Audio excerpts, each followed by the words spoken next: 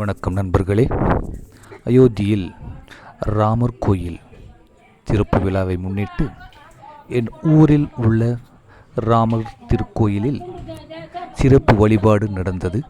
அதில் ஊரில் உள்ள எல்லா பெருமக்களும் கலந்து கொண்டு அதை சிறப்பித்தார்கள். கடவுள் என்றால் நன்மை, எல்லோருக்கும் நன்மை உண்டாக கடவுளின் குணங்களை நாம் நம் மனதினுள் ஏற்றுக்கொள்ள வேண்டும். சிறுவர்களும் பெரியவர்களும் எல்லோருமே நற்குணங்களை நம் உள் சேர்த்துக் கொள்வதால் நாம் நன்மையாக வாழ முடியும் என்பதுதான் இந்த உலகத்தில் இருக்கின்ற எல்லா கடவுள்களின் ஒரு குறியீடு. கடவுள் என்றால் நமக்காக, நம்மை சான்றோர்களுக்காக நன்மையே செய்வதற்கு ஒரு ஊக்குவிக்கும் ஒரு சக்தியாகும். அந்த சக்தியை நாம் நல்ல முறையில் பயன்படுத்தி கொண்டால் அது நமக்கு நன்மையை உண்டாக்கும் என்பதுதான் கடவுள்களின் ஒரு வழிபாடு. பாருங்கள், ராமர் என்ற அவர் ஒரே ஒரு துணைவியுடன் நீண்ட காலமாக தனது ஜன்மத்தின் முடிவு வரை அவர் வாழ்ந்தார்.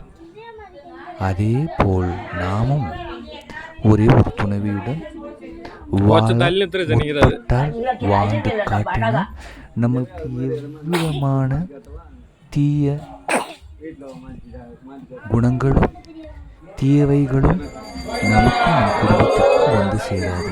ஏனெனில் நாம் எப்பொழுது அதியாசையோடு நமக்கு எல்லாம் தேவை, இந்த உலகத்தில் இருக்கின்ற எல்லாவற்றும் எனக்கு தேவை என்று நினைத்து அதை அடைய முற்படுகிறோமோ அப்பொழுதுதான் நம் உடம்பிற்கும் நம் மனதிற்கும் எல்லா விதமான சாத்தான் குணங்கள் வந்து சேர ஆரம்பிக்கும்.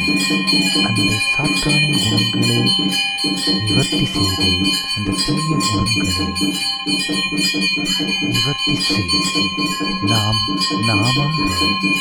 ஒரு கண்ட்ரோல் என்றால் என்ன, கட்டுப்பாடுடன் வாழ முற்படும் போது நமக்கு எல்லா விதமான ஒரு நன்மையும் வந்து சேரும். கட்டுப்பாடு, கடமை, கண்ணியம், கட்டுப்பாடு, இந்த மூணுவற்றையும் நாம் பின்பற்றினால் நமக்கு நன்மையும் கிடைக்கும் நண்பர்களே.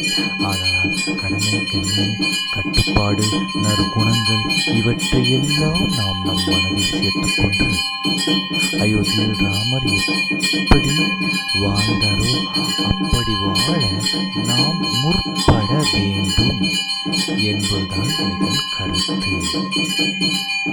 ஏனெனில் நாம் எப்பொழுது எல்லாவற்றையும் அடைய முற்படுகிறோமோ அப்பொழுது எல்லாவற்றும் நம்மளை விநாசம் செய்ய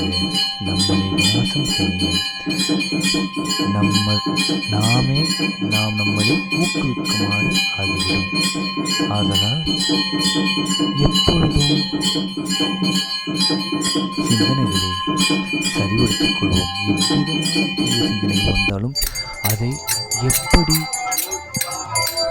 நிவர்த்தி செய்து அதை துடைத்து போட்டு நல்லவைகளை மாத்திரம் மனதில் ஏற்றுக்கொள்ள நாம் முற்பட வேண்டும். நண்பர்களே, பாருங்கள், எல்லாரும் அந்த ஒரு நாளாவது ராம மந்திரத்தை இல்லை என்ற கடவுள் மந்திரத்தை நாம் தவிர்க்கும் போது நம்முள் ஒரு விதமான நிம்மதி, நம்முள் ஒரு விதமான சார்ந்த கடவுளை நல்லதை பெற்றுக்கொள்ளுங்கள்.